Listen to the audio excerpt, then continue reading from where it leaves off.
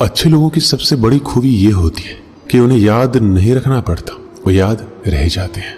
आपका आने वाला कल कैसा होगा ये इस बात पर निर्भर करता है कि आज आप अपने बारे में क्या सोचते हैं और वर्तमान समय में आप क्या करते हैं। अपनी प्रतिष्ठा से अधिक अपने चरित्र का निर्माण कीजिए, क्योंकि आपका चरित्र वही है जो आप वास्तव में हैं, जबकि आपकी प्रतिष्ठा केवल वही है जो दूसरे आपके बारे में सोचते हैं।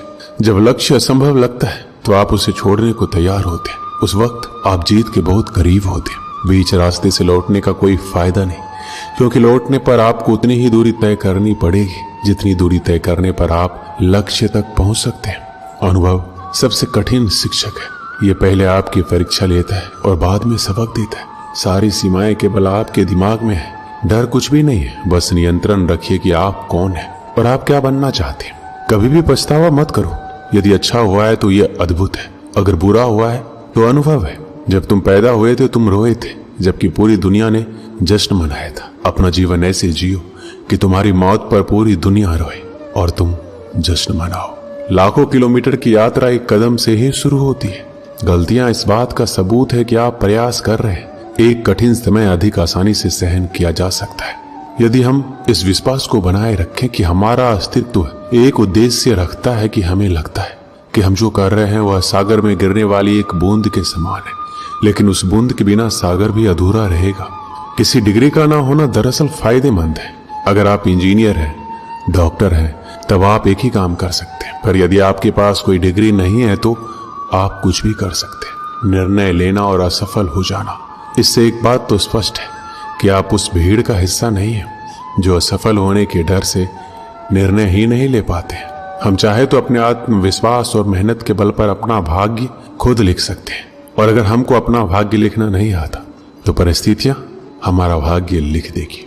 जीवन में 10% आपके साथ कुछ भी हो सकता है, लेकिन 90% आपकी प्रतिक्रिया पर निर्भर करता है। इसलिए सही प्रतिक्रिया उस चीज पर दें जो आपके लिए सबसे ज्यादा जरूरी है। कुछ लोग चाहते हैं कि यह संभव हो जाए, कुछ इसके लिए प्रार्थना करते हैं, जबकि कुछ लोग इसे संभव बनाते हैं। चमत्कार यही है कि जितना अधिक हम बांटेंगे उतना ही हमारे पास अधिक होगा। विश्वास में वो शक्ति है जिससे उजड़ी हुई दुनिया में प्रकाश लाया जा सकता है। विश्वास पत्थर को भगवान बना सकता है, और अविश्वास भगवान के बनाए इंसान को पत्थर दिल बना सकता है। सफलता हमारा परिचय दुनिया को करवाती है और असफलता हमें दुनिया का परिचय करवाती है। बीते हुए पर अफसोस जताने की बजाय आगे की ओर देखना कहीं ज्यादा बेहतर है। आत्मविश्वास हमारे पास होता है, उसे महसूस करने के लिए सिर्फ हमें वर्तमान में जीने का अभ्यास करना है। जिंदगी में आशा एक सड़क की तरह है। सबसे पहले सड़क नहीं होती है, लेकिन जब बहुत सारे लोग उस मार्ग पर चलने लगते हैं तो सड़क अस्तित्व में आ जाती है। अगर आप ऐसी चीज पर काम कर रहे हैं जिसके बारे में आप वास्तव में परवाह करते हैं तो आपको मेहनत नहीं करनी पड़ेगी। हम कई हार का सामना कर सकते हैं, लेकिन हमें हार नहीं माननी चाहिए।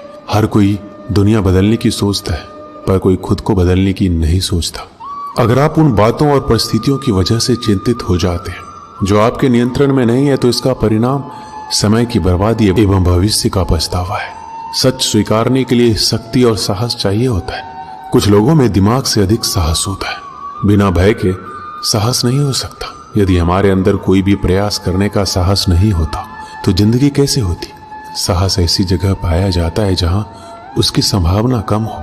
जीवन किसी के साहस के अनुपात में सिमटता या विस्तृत होता है। तुम जो भी करो तुम्हें साहस की जरूरत पड़ेगी। तुम जो भी रास्ता चुनो हमेशा कोई ना कोई ये बताने वाला मिल जाएगा कि तुम गलत हो। हर चीज से बढ़कर अपने जीवन की नायिका बनिए, शिकार नहीं। यकीन करो तुम कर सकते हो और तुमने आधा रास्ता तय कर लिया है। दुनिया का सबसे अच्छा खिलाड़ी बनने का सपना देखने में कोई बुराई नहीं। इसे बेहतर बनने की कोशिश करने के बारे में। इसे हासिल करने के लिए साहस के साथ कड़ी मेहनत करनी होगी। हमेशा ध्यान में रखिए कि आपका सफल होने का संकल्प किसी भी और संकल्प से महत्वपूर्ण है, और इसे पूरा करने के लिए आप में साहस होना चाहिए। हम ये प्रार्थना ना करें कि हमारे ऊपर खतरा ना आए, बल्कि ये करें हम उनका सामना करने में निडर और साहसी रहें। उठो, जागो और तब तक मत रुको जब तक लक्ष्य की प्राप्ति ना हो जाए। तुम जो भी काम कर रहे हो, अगर तुम उस पर पूरा विश्वास करते हो तो किसी भी चीज को अपने काम को रोकने मत दो। दुनिया के कई ऐसे काम हैं जो असंभव लगने के बावजूद किए गए हैं। जरूरी है कि वो काम पूरा हो। आदमी एक लक्ष्यों की मांग करने वाली प्राणी है। उसकी जिंदगी का तभी अर्थ है जब वो अपने लक्ष्यों के लिए प्रयास करता रहे और उन्हें प्राप्त करता रहे। कुछ भी इतना कठिन नहीं है अगर आप उसे छोटे छोटे कार्यों में विभाजित कर लें। जीत कर दिखाओ उनको जो आपके हार का इंतजार कर रहे हैं। कौन क्या कर रहा है, कैसे कर रहा है, क्यों कर रहा है, इन सब को नजरअंदाज कर दो। सपने देखो और उन्हें पूरा करो। आंखों में उम्मीद के ख्वाब भरो। अपनी मंजिल खुद तय करो। इस बेदर्द दुनिया से मत डरो। डर मुझे भी लगा फासला देखकर, मैं बढ़ता गया रास्ता देखकर। खुद ब खुद नजदीक आती गई मेरी मंजिल, मेरा हौसला देखकर। कभी हार मत मानो, क्या पता आपकी जीत एक बार और कोशिश का इंतजार कर रही है। किसी के पैरों में गिरकर कामयाबी पाने से बेहतर है अपने पैरों पर चलकर कुछ बनने की ठान लो। कामयाब लोग अपने फैसले से दुनिया बदल देते हैं और नाकामयाब लोग दुनिया के डर से अपने फैसले बदल देते हैं। कभी ये मत बोलो कि मैं ये नहीं कर सकता, बल्कि हमेशा ये सोचो कि ये मैं कैसे कर सकता हूँ। एक गांव में 6 अंधे व्यक्ति रहते थे। एक दिन उस गांव में एक हाथी आ गया जो पूरे गांव में चर्चा का विषय बन गया। सब उसे देखने जाने लगे, विशेषकर बच्चे। लंबी सूंड और पंख जैसे कान वाले विशालकाय हाथी को देखकर खुश थे। 6 अंधे व्यक्तियों को भी गांव वालों ने बताया कि आज गांव में हाथी आया है। हाथी के बारे में सुनकर उनमें जिज्ञासा जाग उठी। उन्होंने हाथी के बारे में सुना अवश्य था, किंतु छूकर उसके स्पर्श को महसूस नहीं किया था। एक अंधा व्यक्ति बोला, दोस्तों इतना सुन रखा है हाथी के बारे में, आज हाथी गांव में आया है, मैं उसे छूकर महसूस करना चाहता हूँ, क्या तुम लोग नहीं चाहते? उसकी बात सुनकर अन्य 5 हाथी को छूकर महसूस करने के लिए लालायित हो उठे। वो सभी उस जगह पर पहुंचे जहां हाथी था। वो हाथी के करीब गए और उन्हें छूने लगे। पहले व्यक्ति ने हाथी के खंभे जैसे विशाल पैर को छुआ और बोला, ओह हाथी खंभे जैसा होता है। दूसरे व्यक्ति के हाथ में हाथी की पूंछ आई। जैसे पकड़कर वो बोला, गलत कह रहे हो दोस्त, हाथी खंभे की तरह नहीं बल्कि रस्सी की तरह होता है। तीसरे व्यक्ति के हाथ ने हाथी की लंबी सूंड पकड़ी और कहने लगा, अरे नहीं, हाथी तो पेड़ के तनी जैसा होता है। चौथे व्यक्ति ने हाथी के पंख जैसे कान छुए और उसे लगा कि बाकी सब गलत कह रहे। वो उन्हें समझाते हुए बोला, हाथी पंखे जैसा होता है।